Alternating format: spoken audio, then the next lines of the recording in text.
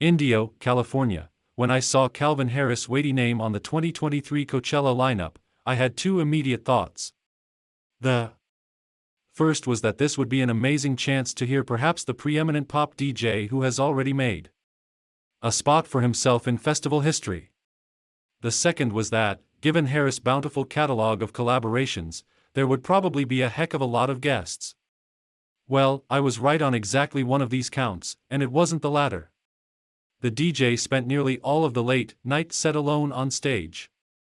Only occasionally accompanied by a guest absolutely no one would have predicted, us. That's right, there was no Rihanna. No Florence Sands Machine, not even someone more on the fame level of, say, Future or Khalid. What there was, though, was an absolutely hyped or maybe just delirious, given this set started at around midnight, crowd who gleefully belted out the lyrics to Calvin classics like Summer and This Is What You Came For. But while a cast of thousands can't exactly match the singular voice of a talent like Katy Perry or Florence Welch, it almost didn't matter. Because on this relatively warm desert night, Harris gave the Coachella Valley one of the greatest parties of its life. Since Frank Sinatra went up to that big club in the sky, anyway. Or at least he started to.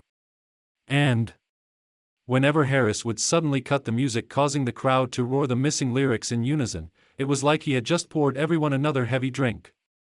You know those Coachella sets where the music is great but the crowd sucks because half the people don't know the songs and are just here for the gram and the other half are probably too, well, hungover.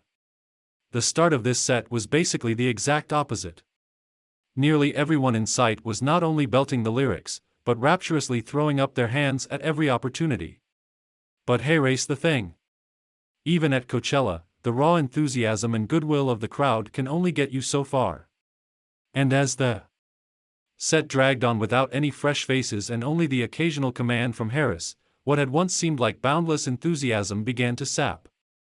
By the time the set neared the 1-hour mark, some of those once so enthusiastic faces started heading for the exits. Eventually, I too made my way farther back and realized what started as a trickle was now a flood, as if everyone had collectively realized that while it was awesome that Harris had played so many bangers at the front, it also seemed to signal that he had eliminated several potential guests. Except apparently, he hadn't.